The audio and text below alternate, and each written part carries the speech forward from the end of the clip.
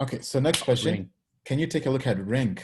So anybody want to volunteer to do TA on Ring? Whether Coach K, Maddie? And take a hard pass on Hard pass, okay. that. Hard pass. Shoot out the The coach only on the outside. There's Ring X on Bitfinex. I don't know if it's the same one. There's Ring and K-Ton projects There's that this have two. Darwinia That's the one network. yeah. Darwinia, Darwinia, I think, is the one. Top 250. It's at 250 right now. Looks like it came out recently in July. Ran out with the rest of the DeFi stuff until the first, and it's been syncing with the market. I think it's actually better if maybe we take a look at the website. Looks like it has some sort of Asian influence, as it has like what looks like to be Japanese symbols in the upper right hand. It says it's the Internet of Tokens. It's the open cross-chain bridge protocol based on Substrate. So there you go. There, I mean, like literally, you can just say, okay, the market cap's 20 million and it's on Polkadot, so it's probably overinflated right now. Looks like it's on MXC. It's on Huobi actually. So I wonder if it's part of their educational pilot program, because I doubt that they were able to afford Huobi with this market cap. They don't even meet the minimum requirements to get listed. So that but the thing is, though, exchanges aren't charging as much as they used to, and for some projects, they're not even charging at all, right? Kind of as CZ mentioned on a tweet before he had to take that down. To stay in business, they have to list the projects people want. So here's a counter argument to that, right? I 100% agree with you. Just speaking with FTX and others on a fairly frequent basis for projects in our incubator. We understand that they're willing to drop the thresholds that they would normally hold to bring on and cut through to some of the volume that the DEXs are taking from them. So I'm seeing that competition happen. Where I'm not seeing that competition happen is from Huobi specifically. Huobi seems to be kind of taking a more reserved step back approach and saying, we're still going to keep to our business strategy because we believe that people will still value us. But they do have, some of these programs like, I think it might not have been Gather, but I forget who it was, recently went through Huobi that was like, wow, how did that get on there type of deal? And they were like, yeah, we went through their educational thing. But, I see FTX mainly because their team is so adaptable and so good and they're free, right, to a degree. They're pretty straightforward about that. And then Binance is very aggressive right now too. And I mean, KuCoin's kind of just, I want to see what happens with BitMax, right? I looked at BitMax and KuCoin. I'm still waiting for my tokens. Obviously, they've been locked up forever for like 3 years now with their exchange token. But I looked at BitMax and KuCoin as the same thing. I still think that George Cao is like ruthless and a savage, right? So I just like love people like that, the head of exchanges. So I'm seeing KuCoin now. You're on the outside, BitMax, you're on the end, right?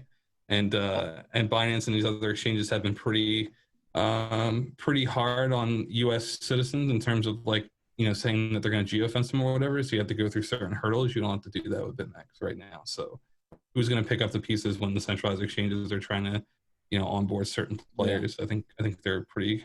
I mean, I think pretty good. I'd be pretty concerned if Huobi is still charging in this market. I mean, because projects like Yearn Finance, Sushi, those I know probably did not pay, right? Because Andre Cronier said they greenlit those projects like everyone else. Yeah. So, all right, cool. Go ahead, Coach K.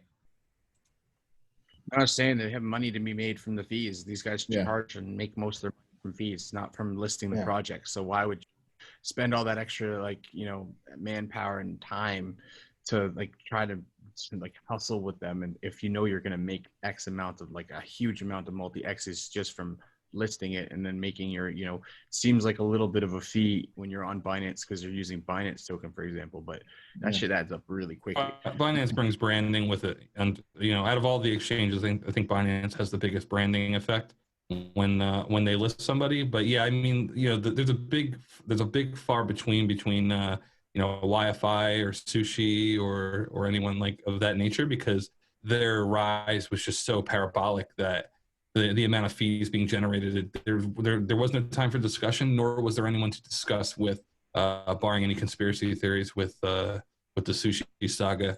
But Darwinia network, obviously different league, definitely not Devin, their volume last 24 hours was 6 million. You know, no one's putting them on for fees for sure. Now, Bill, could you maybe pull up the TA on Ring? Yeah. On Red? Okay, so this is super interesting to me. So, I mean, obviously, our panelists know more about the nuts and bolts of something like this than I would. But from a visual, right, it looks like, you know, it was down, obviously, right? Oh, man. But then somebody pumped it, and these candlesticks looks like an artificial pump. And then they dumped it, and everyone just completely gave up right here, right? So this is, I'm going to pump it so I can dump it. And then people gave up. And then once they gave up, once it started to move back the other way, it actually started to move like a normal market that somebody might actually want. So, you know, I know there's a deeper discussion to be had, but this looks like somebody panicking or creating a pump so they can get out. So whatever this was, it feels like capitulation has occurred. And that's either because it's garbage or because somebody panicked. Was that, maybe Coach can remember this, was Darwinia on Ivan on Tech's newsletter? Yeah. Okay. Actually, yeah, might have been. I think somebody also mentioned Ivan on Tech had an interview with the lead developer. I think Pico also mentioned him too. Yeah. And then he mentioned. Yeah, there was a lot of front running going on price in terms of those exclusive newsletter releases and stuff like that he had to come out and apologize for. So I wouldn't be surprised if that pump you saw, you said it was artificially created. It was probably early people in the getting in front of the news. Yeah. Pedro, are you back? Is the audio sorted out? No, we still cannot hear you. Okay. All right. Well, try your different microphone or something. All right. So thank you everyone for those comments on Ring. Tell us what you think down in the comments below.